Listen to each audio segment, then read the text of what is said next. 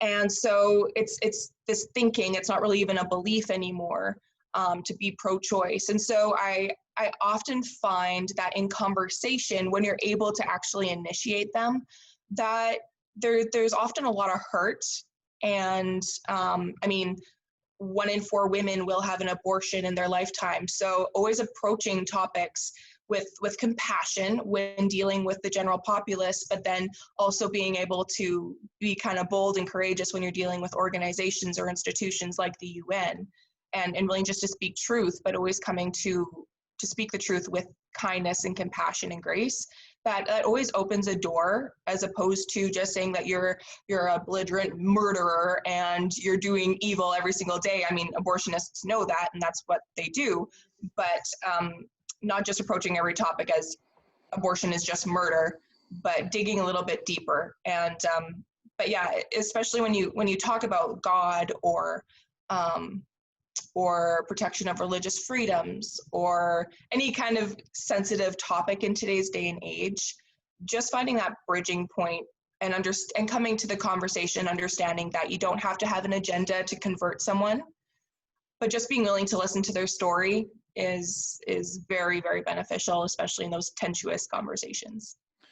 Speaking of conversations, I'm not sure if I asked you this last time, but what do you consider the most important conversations that we're either not having or we're having badly, that we need to get better at, that we really need to flesh out? I mean, there's some things that people will not touch. Mm-hmm. Yeah, I think there's a question, the Jewish question, I'm not sure exactly there. I know that many people are hesitant to talk about race versus IQ. I'm not even sure that's an important question. It's not for me, but there is 15% of our population that is actually unemployable due to their IQ. So that is that it does hold weight, but I just wonder what you consider. For me, everything seems to revolve around free speech. I think we've got a religious question around the Christian, Jew, Muslim thing. I'm not sure what the question is or how we even approach it. The idea that boys can become girls and back and forth. Hey, you want to live your life as any sex? I have no problem with it. So I'm just interested in what you might consider to be the most important topics, subjects, or conversations that we're not having or having badly that we need to really get better at doing, or be less afraid to have. Yeah, I really do. We did touch on this conversation last time, but I'll maybe add to it a little bit. I think you actually brought up the topic of fathers in the homes, fatherlessness, and it really is a plague, and especially with what's happening with BLM. I mean, that kind of blew up a couple months ago, but it's an issue not only for the Black community, but for every single community. And a lot of women are being incentivized not to have a male figure in the home. So that's one that we really need to bring to light, and draw not away from, but add to the fact that this is not just happening in the Black community. This is a cultural thing that's happening, and it's going to ruin our societies and generations to come if we don't start talking about it well and elevating and illuminating those aspects that are really beneficial about having men and fathers in the home. So I think that's one of them. But another one is a very sensitive topic. Conversion therapy is what it's called, but a lot of people call it compassion care. And I think we need to start having a different type of conversation around that, especially in Canada, because of Bill C8 or C6 rather, that's on the table. And the facts about it are astonishingly skewed by the media and by leftist activists, radicals. And so I think there's a lot of room for discussion about the facts of what it's not true conversion therapy, but it's really compassion care, and stripping away the freedom of individuals who seek help or who are seeking help to actually provide that for them. We're stripping away an essential service essentially for these individuals who, so for example, I didn't really expand on it, but if I, for example, am same-sex attracted and I wanted to seek therapy or wanted to just seek help from my local pastor someone about it, Bill C6 would criminalize that act of a pastor or somebody offering that type of therapy. So I think we need to start having factual conversations about this, and the media needs to be held accountable for it. And that's a very touchy subject. I totally understand that. But I've also talked to individuals who are same-sex attracted and or who were and went through this counseling, and it saved most of their lives. So to strip that freedom away from individuals, I think is very, very devastating. But in overall, I also think bilateralism or I'm missing the word, not bilateralism. It's the bridging of two different political parties. Bipartisanship, there we go. Thank you very much.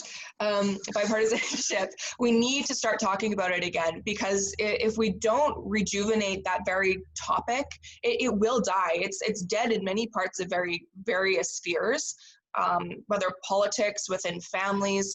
We need to, especially from the political sphere, because that's primarily where I lean into, there needs to be a rejuvenation of it. And I'm starting to see it more and more so, but we need to bring that individual topic and speak about it, not just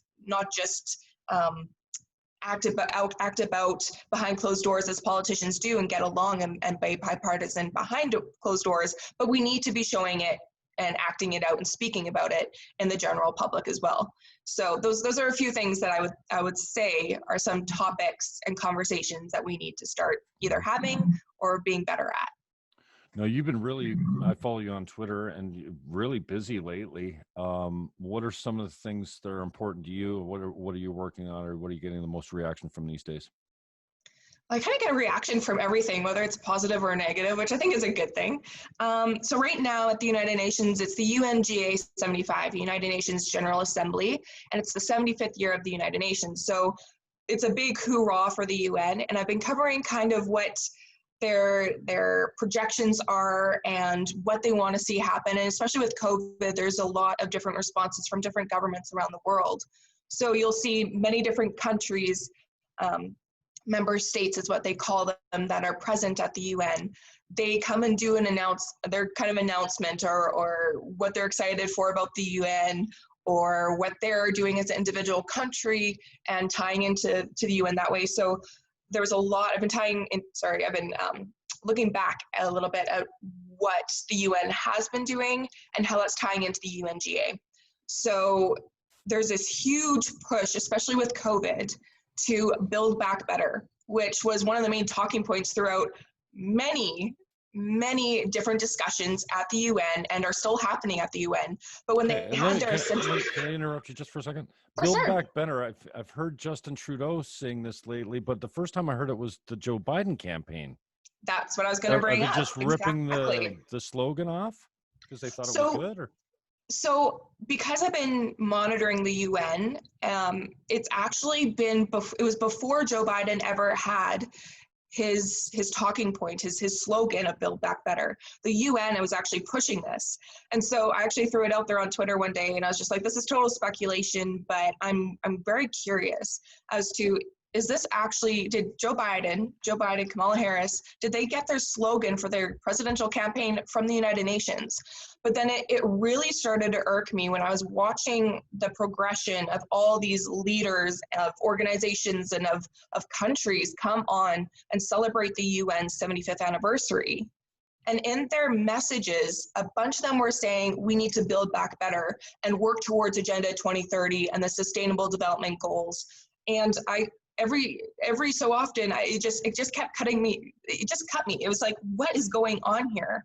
And so I looked into it a little bit further, and it does stem back before Joe Biden actually started using this slogan, because it wasn't too long ago, but the UN was using it. And I remember an individual from the Netherlands came on and gave his address, and that was the first time I heard any government leader representing a nation actually come on and say, we need to build back better and more sustainable, the Sustainable Development Goals, and they gave a very disturbing actually messages. And I actually watched Justin Trudeau's as well, and compared it to President Donald Trump's, and it was night and day. It was socialism against capitalism and free markets. And it was true freedom and liberty, pinned against absolute tyranny. So I'm very concerned that Biden-Harris presidential campaign is 100% on board with the globalist agenda, because their talking points for their campaign is exactly what the UN is pushing. Sorry to derail you. I just wanted to get that because it's been a burning question for me, because I'm like, what is going on here? You know, like who's thieving who type of thing. So I appreciate that. So where were you going as far as what you're working on at the UN? Or Absolutely. So there is also the 25th anniversary of the Beijing Platform for Action, which was established, of course, in Beijing, China. And it was at the 4th conference on essentially women. It was a women's conference. And that's where Hillary Clinton in 1994 came up and stated that women's rights are human rights and human rights are women's rights. And that's where this women's rights, I don't want to say slogan or title, was birthed, but essentially that's where it was birthed. And it's this radical feminist, anti-human, really, it's anti-man, anti-women, anti-everything, life, family, home kind of agenda. And it's a 25th anniversary of that. So I've been monitoring that as well. And just how they're utilizing COVID to push forward all these globalist, anti-life, anti-family, anti-humanity, even with their environmental kind of agendas. It's very disturbing, but there's a lot of good things happening as well. There's a pro-family coalition that I'm a part of, and we've been working really around the clock to make sure that we're catching them wherever they're kind of trying to sneak behind the door to try and slip under their agenda. We're there to work and try and protect people. So there's a couple of different things that have happened in the past couple months anyway, that we've now been able to form an action plan around. And one of those things are calling out the United Nations Special Rapporteurs. And these are individuals who are independent of the UN, but are appointed by the UN to their positions to monitor the different types of issues that they're in charge of. So one of them was the UN Special Rapporteur on freedom of religion or belief, and Ahmed Shahid. And he was appointed to this position to specifically cover and protect the different types of rights of religious organizations and individuals worldwide. And so as I was kind of looking over his recommendations that he made as to the stumbling blocks or things that are prohibiting religious freedom and the freedom, free exercise and belief thereof worldwide. And it was very disturbing to read his report, because it discriminates against national sovereignty. It calls for the full legalization of abortion, and various other things that completely go against the majority of religious beliefs.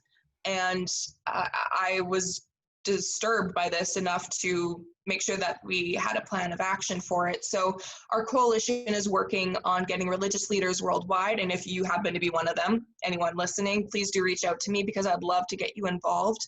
As well as we're getting different governments worldwide. We're working on getting the US Congress to help us out, as well as other governments. So to kind of push back on this report that the Special Rapporteur issued. And essentially before when this report is given, it's going to be in layman's terms as adopted into the UN Human Rights Council, which means that it's then going to be, these issues are then going to be monitored, and countries around the world are going to be held accountable by the UN for any kind of discrimination against these very things. Like if a country is, let's take Iran, for example, if they don't promote or legalize abortion, it's going to be a human rights issue. And so there's many different things that these kind of reports that special rapporteurs push that are in line with the UN agenda, yet they're supposed to be independent.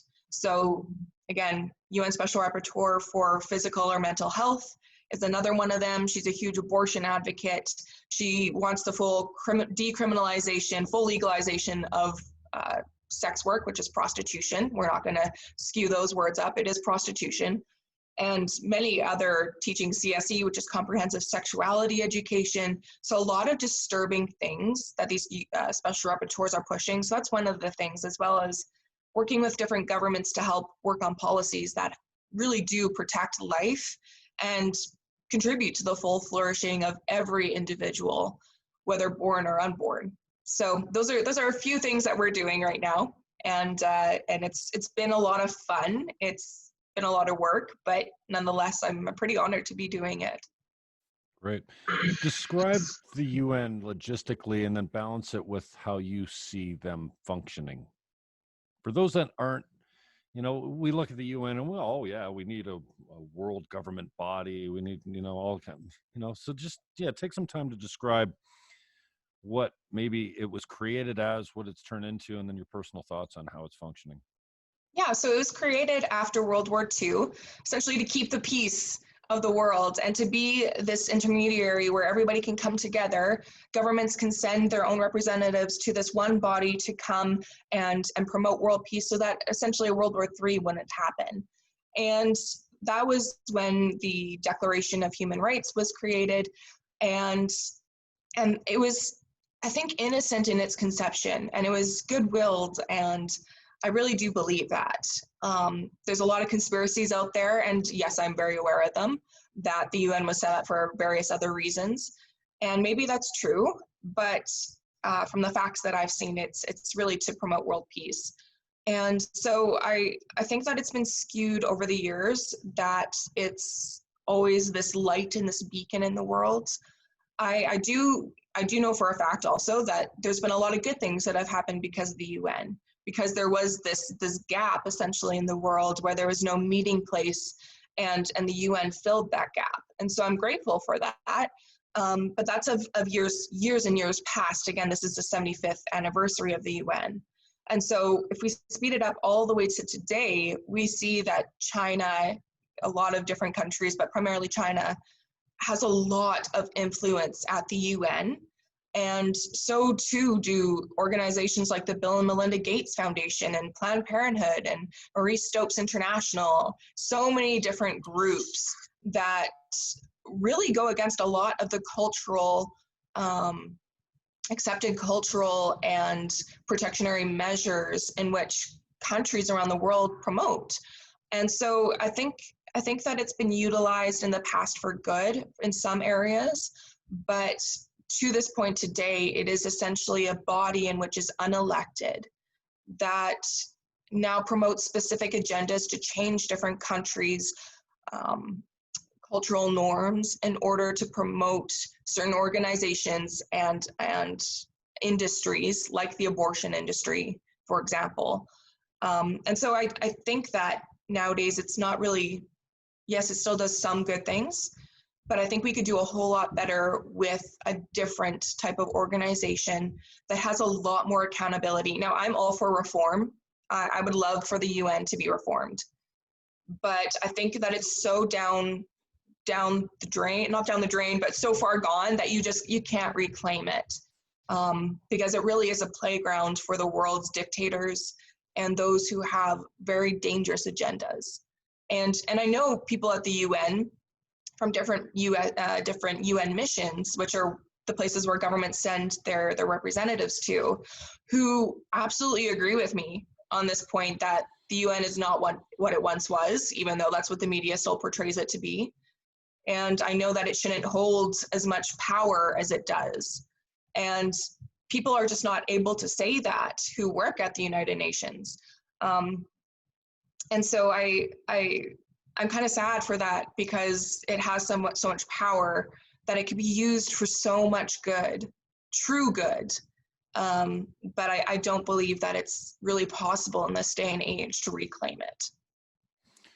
So, although you're supportive of reform, if the UN collapsed on itself tomorrow, the world wouldn't stop. No, it wouldn't stop. So it makes me wonder what the actual logistical function of a world body like that could be now, because I'm skeptical.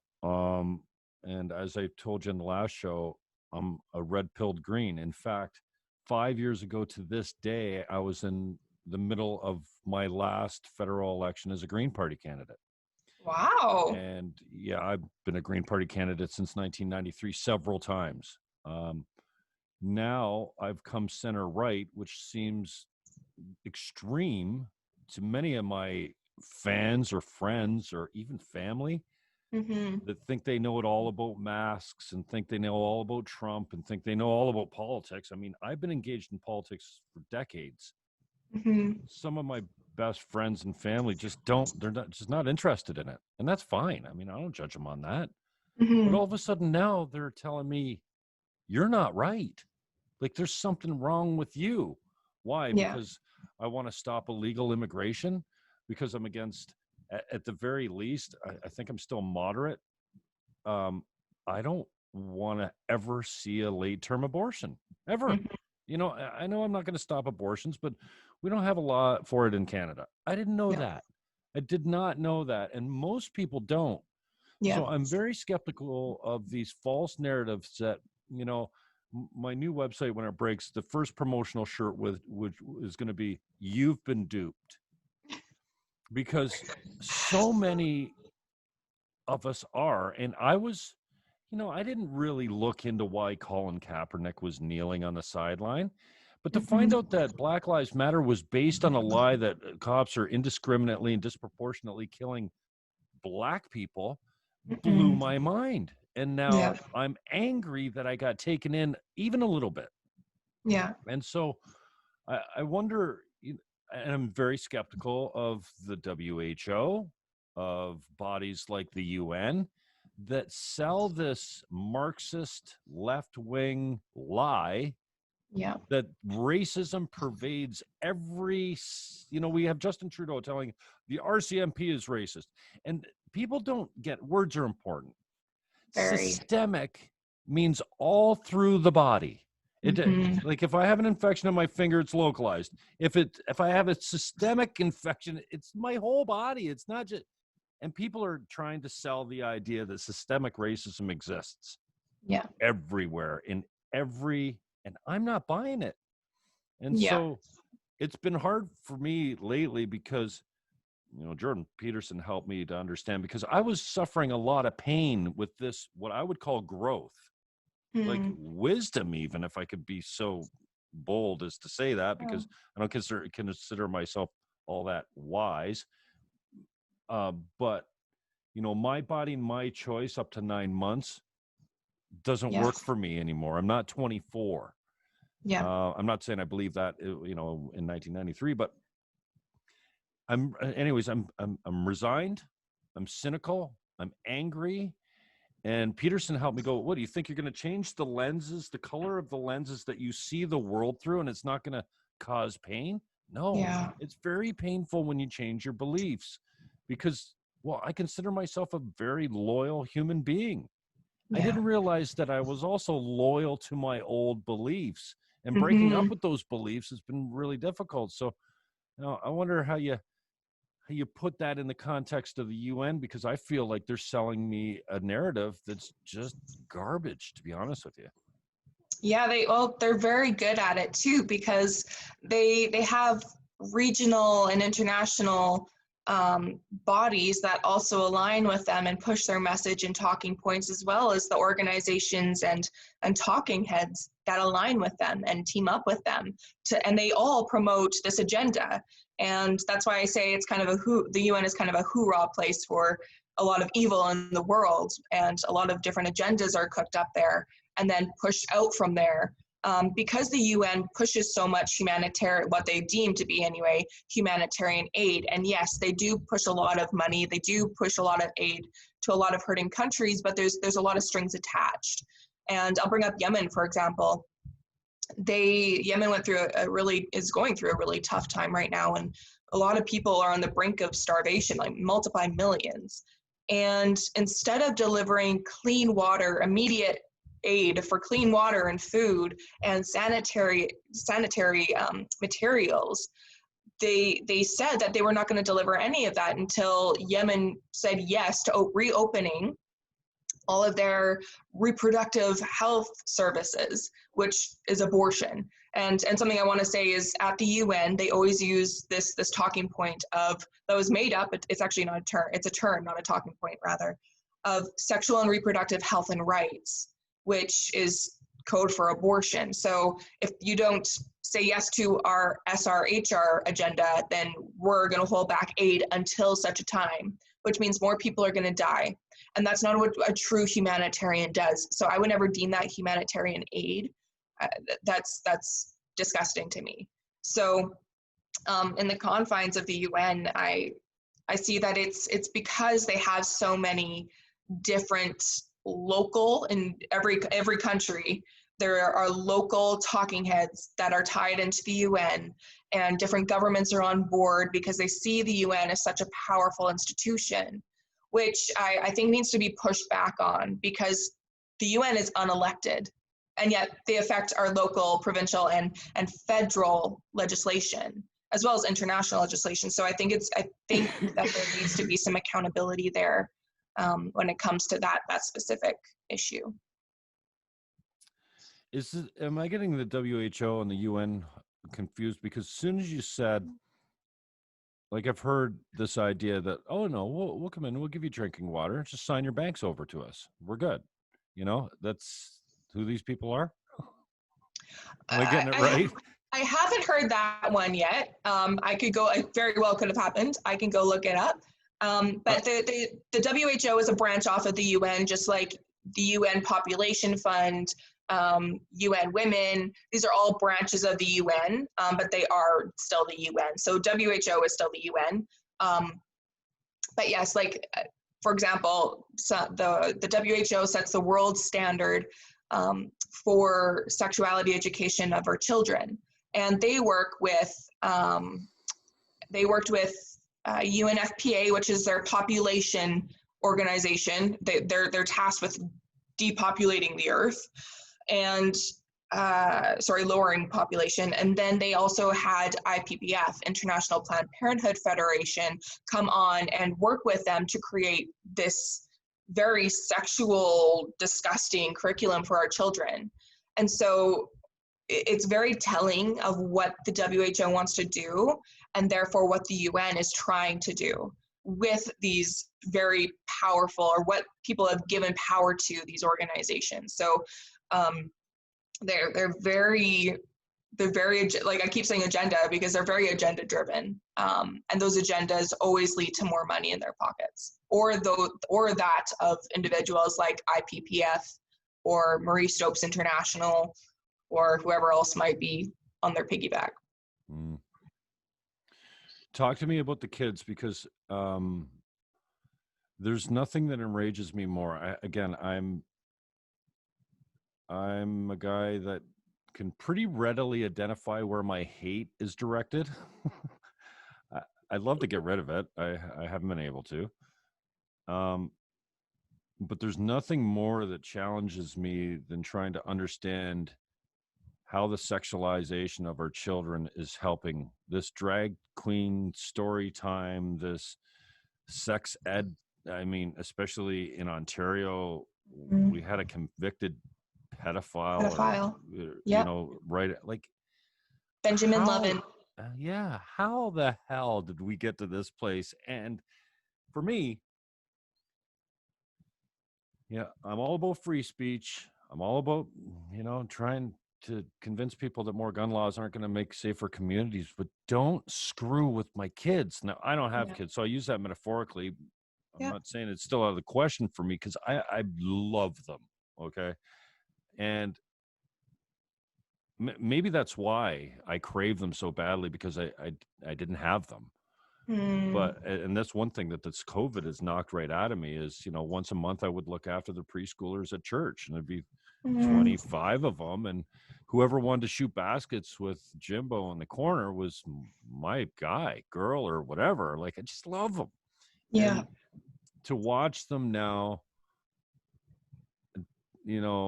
I've got a guest coming up on Thursday. She's got a 5-year-old daughter. I have access to an ex-girlfriend of mine who's basically one of my best friends, that she's got a 4-year-old granddaughter, which is the love of my life right now. I feel like, I know this sounds dramatic, but she cleans my soul when I'm with her. Yeah, I told that's her a the good way other of day, putting it. told her the other day, Liv, you know what? I really like hanging out with you. You make me a happy person when I'm here. She's like, oh, thanks. Aw. So I'm just really concerned about the kids, because I know you don't have children yet, but Mhm. I'm very protective, even though I don't have my own, for other people's. And I'm surprised that we're letting this slide as a Yeah. collective. And it worries Yeah. me. So I want to get your thoughts on the sexualization, the over-sexualized. I mean, any sexualization of kids to me is wrong. And, Yeah. I remember saying to one of my Green Party friends over the last few years, transitioning a prepubescent child is child abuse. And they're like, easy, Jimbo. Whoa, whoa, whoa. Like I said something. And now you can have your kids taken from you if they come to you and say, Ma, I want to be a boy. And you don't take them immediately, not to a not to, someone to check their head. You take them for transition. You put them on the puberty blockers when it's time. And my guts just get ripped out, and it makes my heart sink when even talking about it. And I can't believe that in 2020, and I say that as a collective, and I put most of the blame on the left, because they're so flexible when it comes to these things. And like I say, love who you want, wear the clothes that you want. I don't even care if you want to, get your sex changed, but you can't, boys can't become girls. And then we have this 80+% desistive rate of people that transition. Yeah. So yeah, just your thoughts on the sexualization of children, and where is this all going? Can we get it back? Can we put the genie back in the bottle? Like, it's so obscene, and it's so out of my understanding. Yeah. I wonder, I know the pendulum swings politically in other ways, but how can this be okay? How can the silent majority of most Canadians, Americans, North Americans just sit there and go, yeah, I think it's fun. Drag queens teaching my grade 3, whatever. I don't know. Yeah. Well, I think that it's not a pendulum in this case. It's an agenda again. And so it's not just even a political thing, it's a social thing. And so what many institutions and organizations first start doing is they start poking and prodding. And just like if you're going to disseminate propaganda, you're going to start putting little pieces, little nuggets here and there, and people are going to go, oh, they're going to be shocked and awed. And then 2 years from then, it's just going to be normal. And so it's the normalization of a lot of different topics or issues that were even once taboo. Or we're becoming desensitized to it.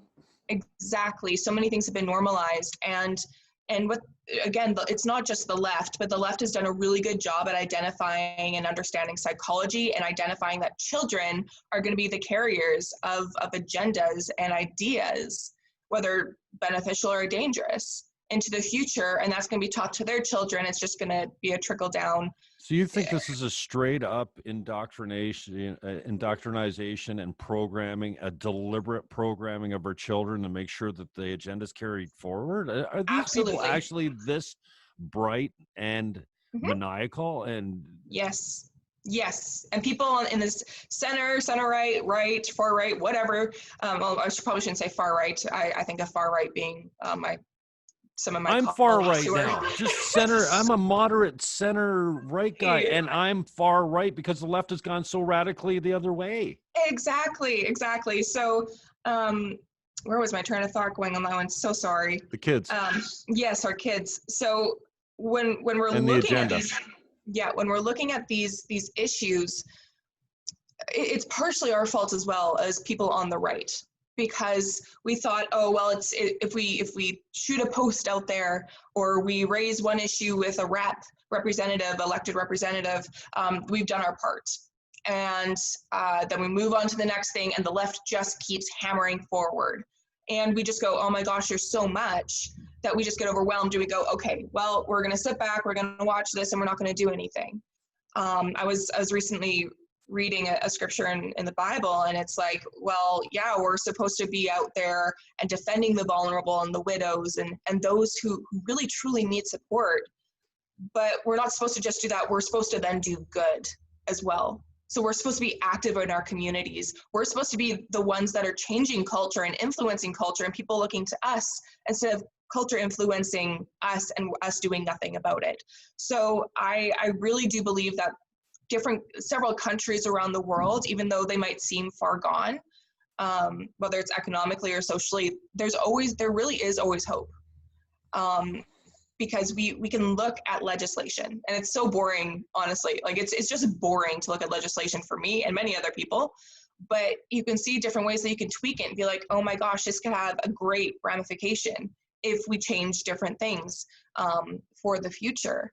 And like decriminalizing prostitution, no brainer. That's bad for individuals in the industry as well as those outside of it.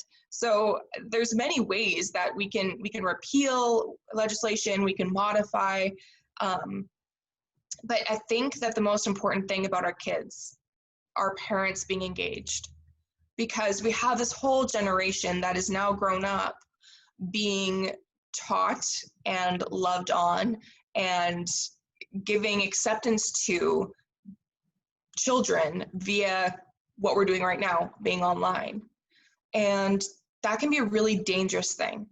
And we've seen it because kids, and it leads back to what CSE, Comprehensive Sexuality Education, does.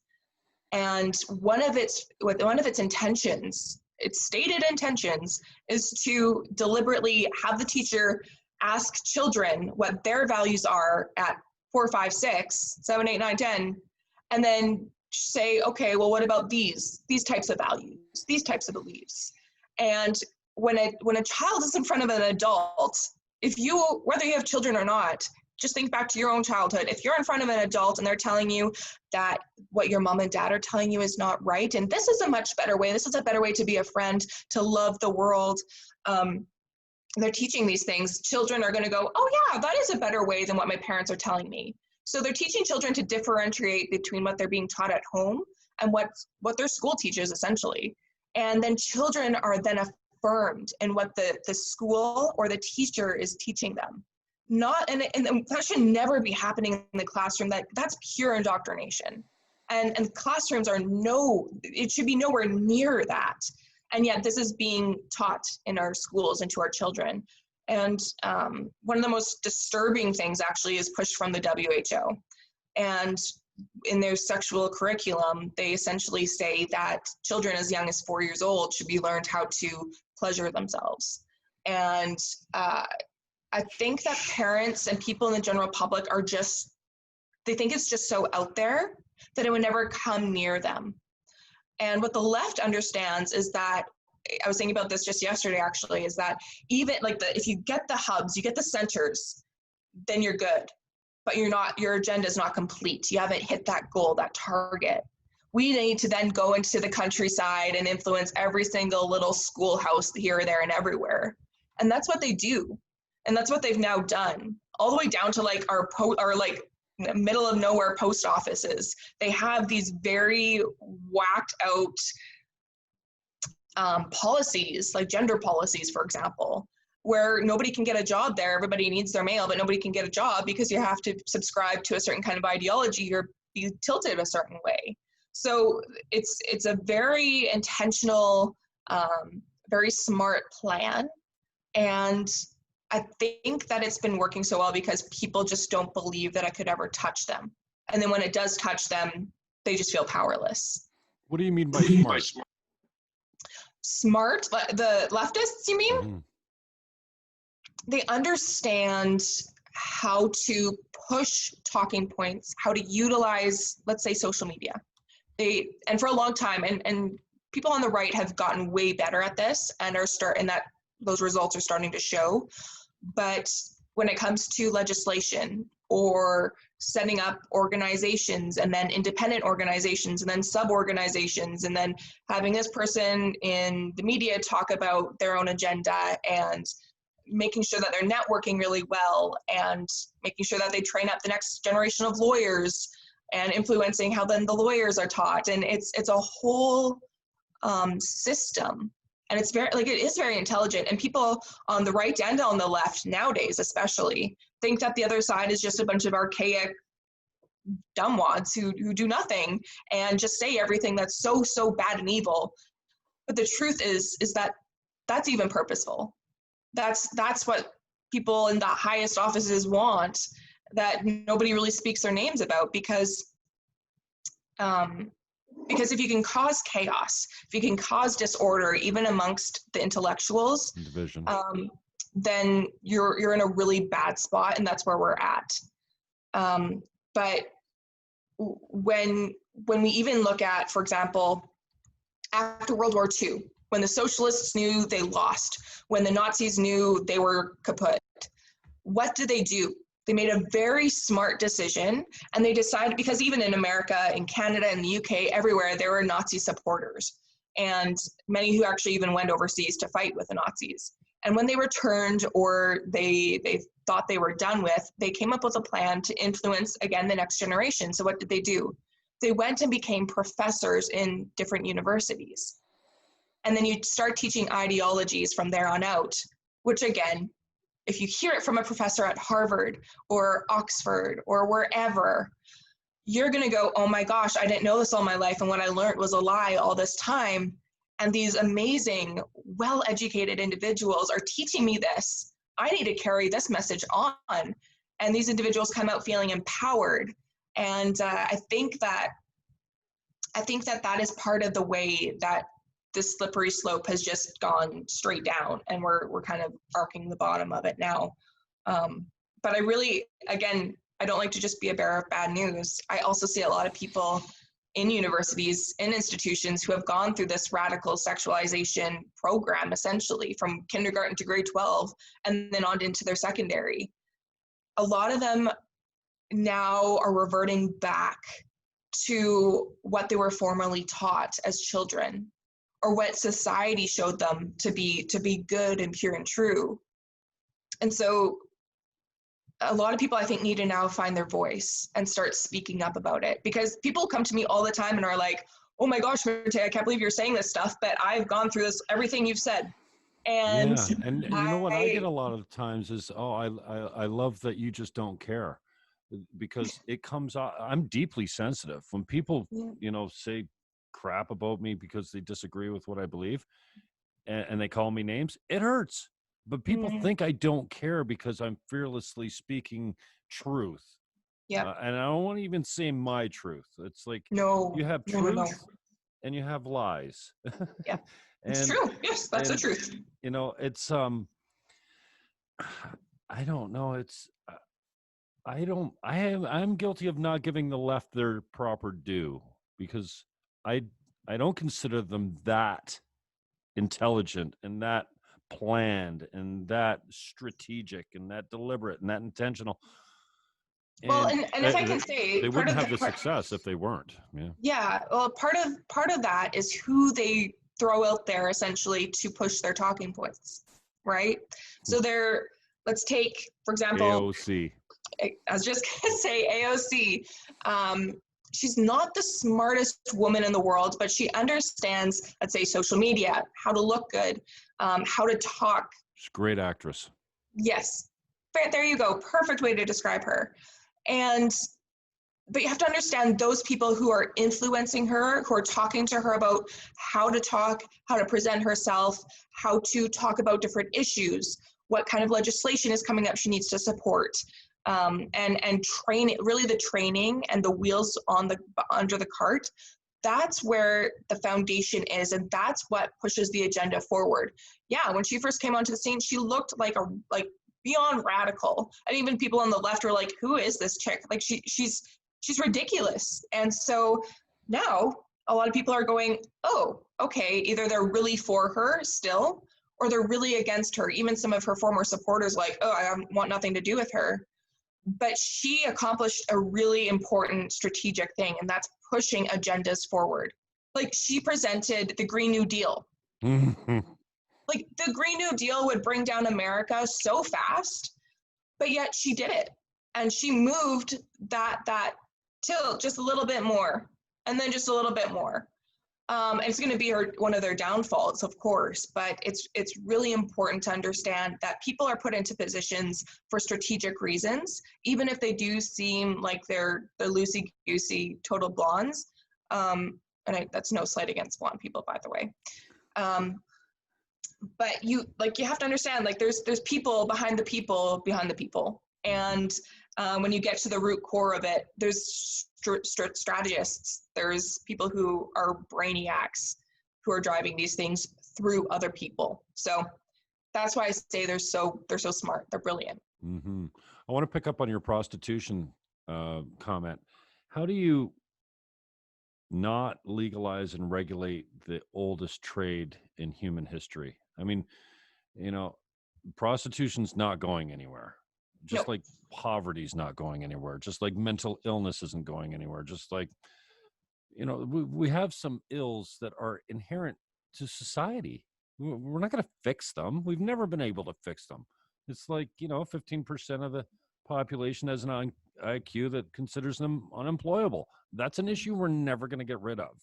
Right. Well, you could, I guess, if you took drastic measures, but I'm interested in your thoughts around the decriminalization and the regulation of it, because I haven't really revisited that thought in a while. I've revisited capital punishment, abortion, guns, free speech, everything over the last 5 years in my so-called red pilling. But, that's one that I haven't really debated with anyone, because you're not going to get rid of it.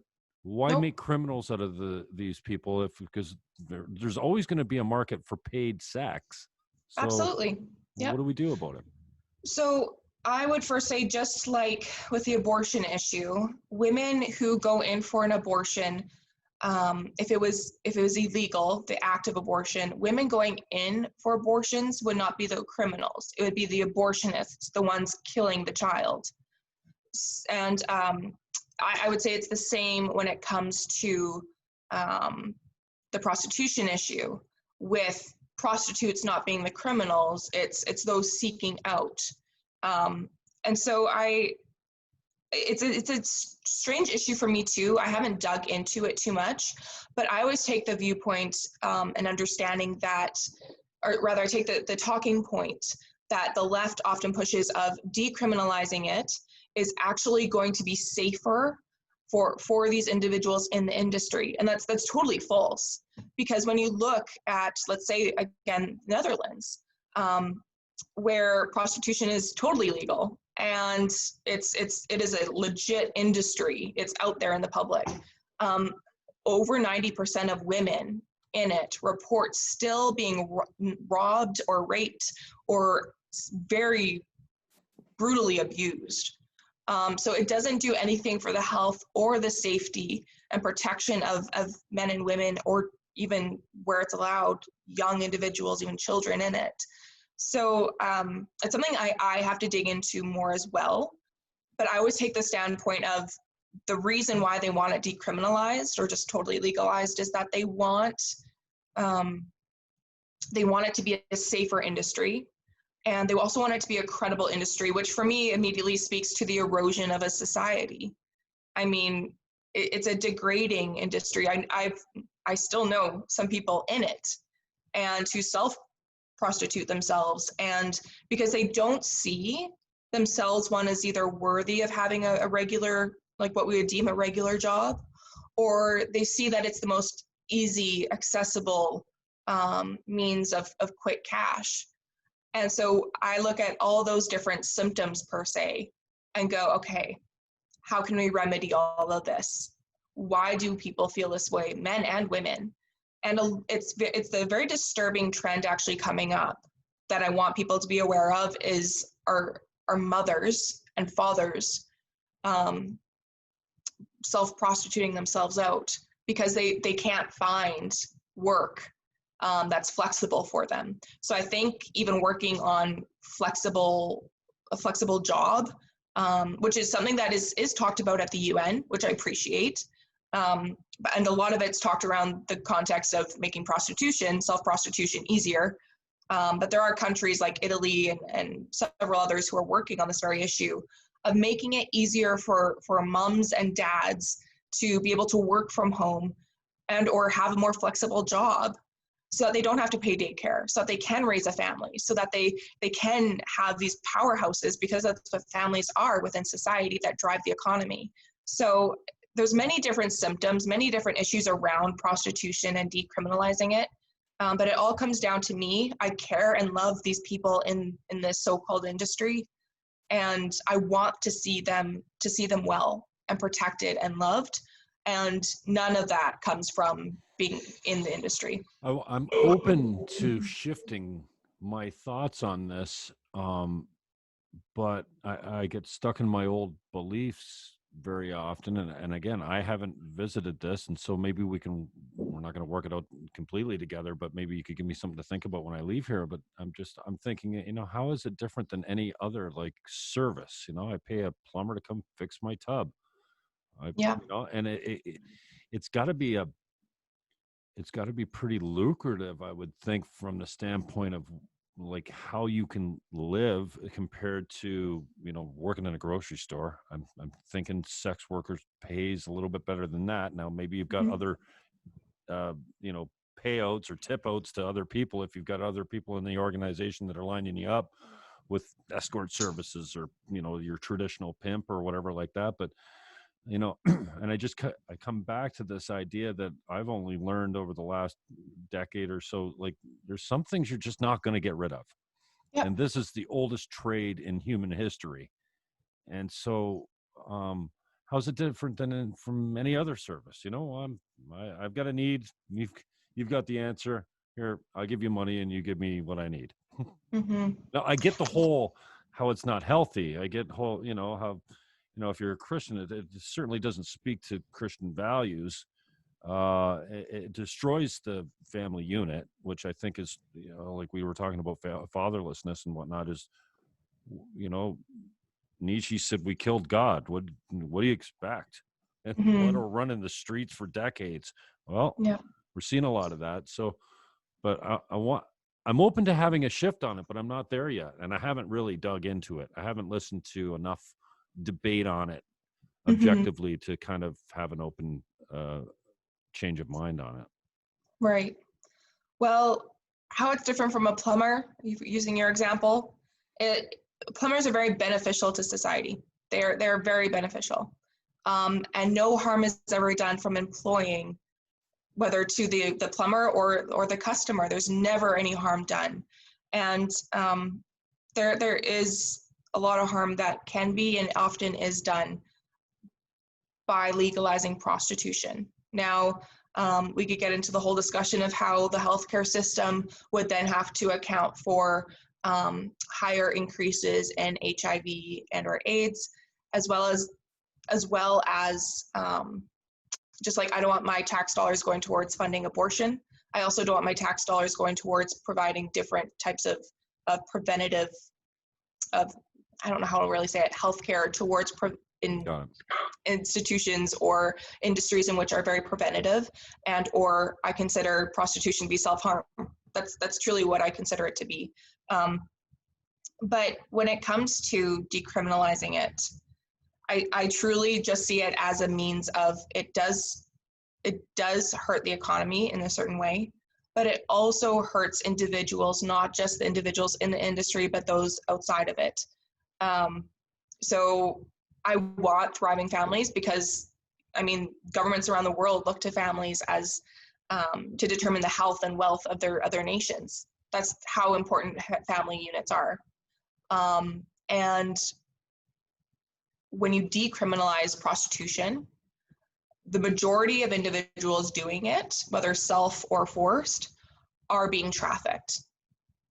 That in and of itself is yet another huge industry that has been going on since the dawn of the day. And so, you talk about conversations that nobody wants to have. There's human trafficking. It's been going on for a long time, and no one's really, especially when it involves children. Yeah. Nobody wants to have that conversation. No, there's no political leader alive today. This is initiating the conversation around human trafficking or child trafficking. Right. Well, I have to say, I have to give kudos to the United States because they launched this amazing initiative that has touched every nation, truly. What Um, was that? so it's essentially through every single governmental department, which includes those overseas or abroad, which would be their consulates. Every single organization and department attached to the U.S. government is fighting and combating human trafficking, which is amazing. And they're seeing immense results. And that benefits every single nation because human trafficking is directly linked to prostitution, as well as abortion, as well as porn use, whether by young or old. It affects every single country's healthcare. So it's a really beneficial program, and especially Secretary Pompeo has been fantastic with it. So I have to give them kudos for that. But again, these old trades per se, they all boil down to the human condition and the heart. And I think that in a society that does not promote values, which is what government is supposed to do, the original intention and purpose of government being instituted is that it is supposed to punish evil. It is supposed to punish evil, both uplifting justice and when you look at the root of it, it's supposed to drive out the evil within society and the individual. But then it's also supposed to promote and uplift the good, those individuals in society who are pushing morality. And that's something that many countries in the world are no longer doing, nor governments. And I think that what it comes down to is people really need, and I think COVID's given a lot of people this opportunity, is to reevaluate where they're at, really where their hearts are at. What is the purpose of their life? And every life does have purpose. But until we start to actually have conversations again about God, really, and I've had this with conversation with atheists, and they're rediscovering their faiths as well, or at least that there is a God or something to believe in. I think until we understand that there is purpose again, we're going to keep seeking out these very degrading industries that degrade other human beings.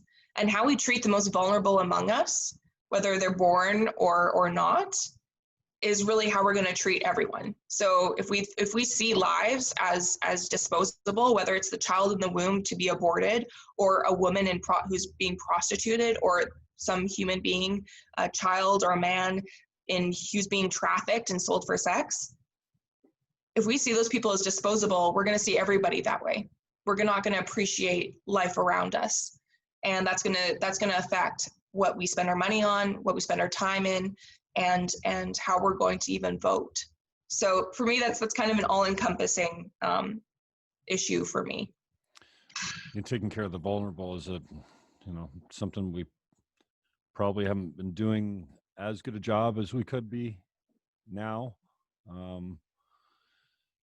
And I want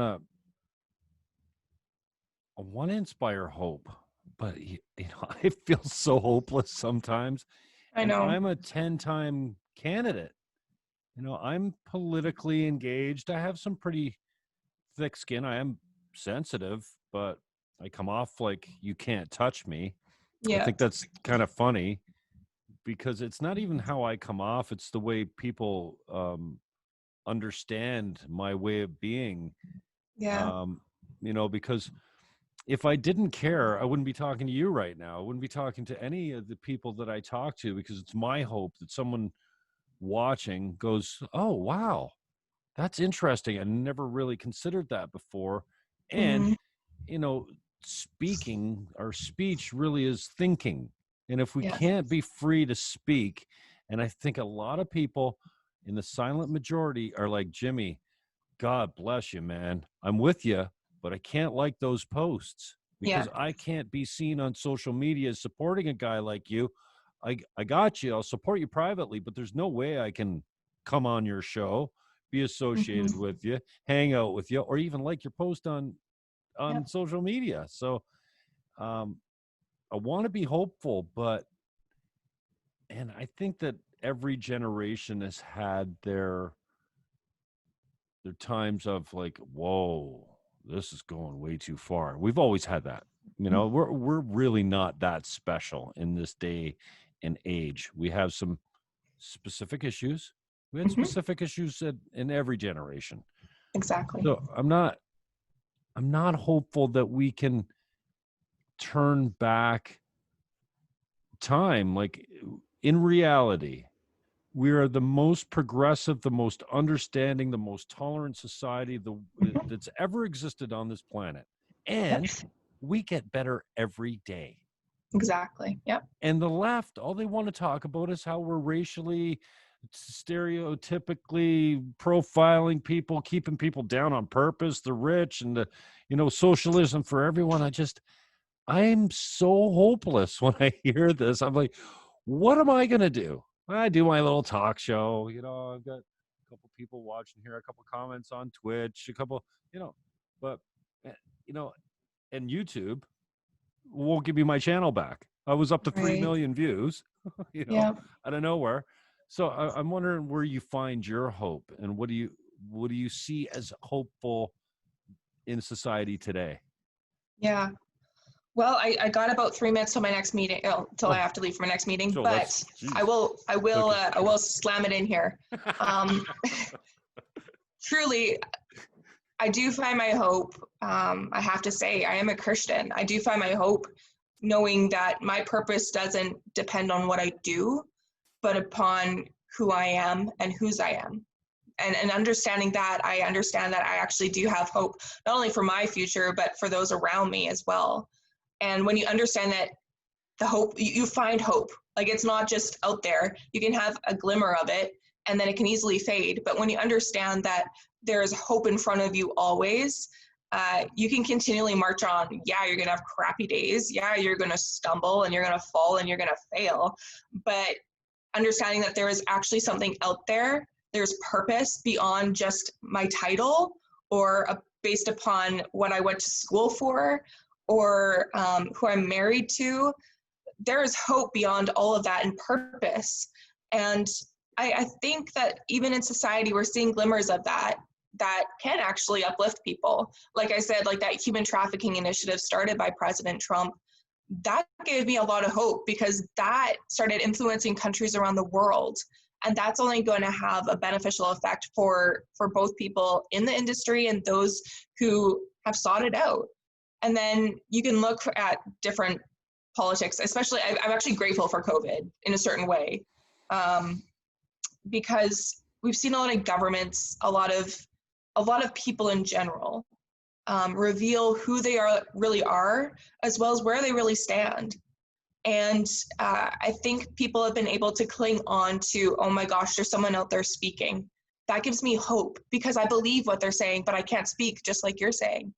And so I think people have to understand, again, boiling it down to the human condition, we in and of ourselves, we are just human beings. But the fact remains that, yeah, we're human beings. That's powerful. And I think people have to understand their worth. And I don't care how old or how young you are, that journey can always start. And knowing that what society deems as valuable really isn't that valuable. And so I think that people really just need to dig into, where is your purpose? What is your purpose? But really, who are you? And do you really know whose you belong to? And what was actually paid for your life? That makes you valuable. Preach. Thank you very much. I really appreciate you, your time, your commitment. Stay strong. And I look forward to touching you up again when you've got, we could talk for hours and hours. So I appreciate the time that you do spend with me. And maybe somebody gets something out of it. And you've given me a lot to think about as well. So thank you very much for your time. And we'll talk soon.